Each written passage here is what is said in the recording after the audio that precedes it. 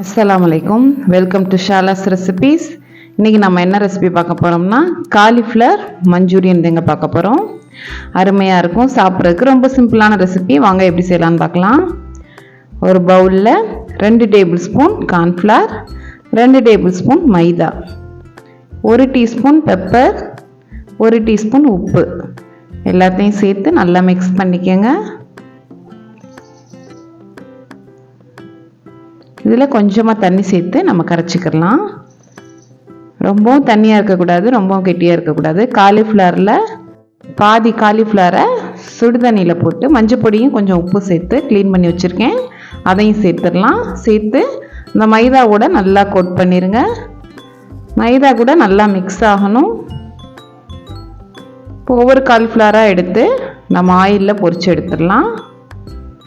அடுப்பை மீடியம் ஃப்ளேம்லேயே வச்சுக்கோங்க, கரிஞ்சிடாமல் பார்த்துக்கோங்க. நான் எல்லா காலிஃப்ளவரையும் ஒரே நேரத்தில் சேர்க்க போகிறேன்.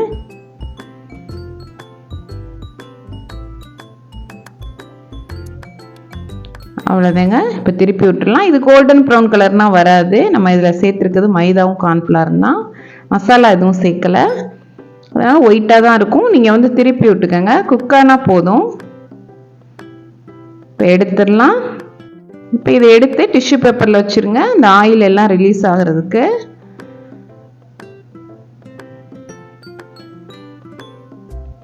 இப்போ இன்னொரு கடாயில் 1 டீஸ்பூன் ஆயில், 3 வெள்ளைப்பூடை சின்ன சின்னதாக கட் பண்ணி சேர்த்துருக்கேன். இது நல்லா குக் ஆகட்டும்.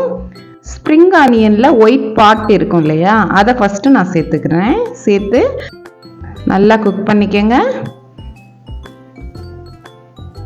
நல்லா செவந்து வந்துருச்சு.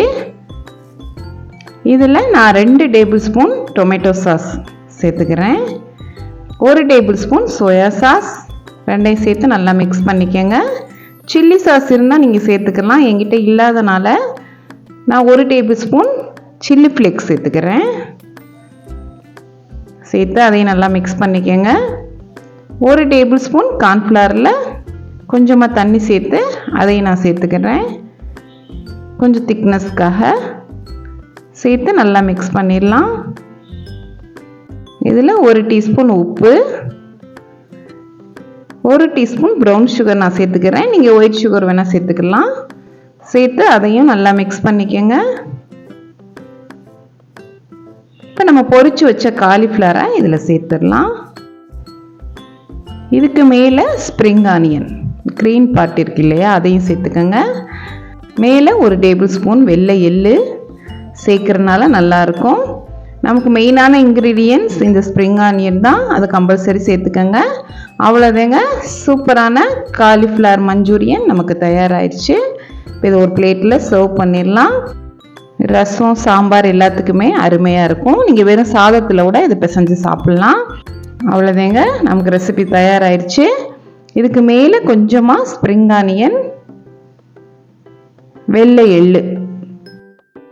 கண்டிப்பாக ட்ரை பண்ணி பாருங்கள். இந்த ரெசிபி உங்களுக்கு பிடிச்சிருந்துச்சுன்னா லைக் பண்ணுங்கள், ஷேர் பண்ணுங்கள், சப்ஸ்கிரைப் பண்ணுங்கள். இன்ஷா அல்லாஹ் நெக்ஸ்ட் வீடியோவில் பார்ப்போம். தேங்க்ஸ் ஃபார் வாட்சிங். பாய்.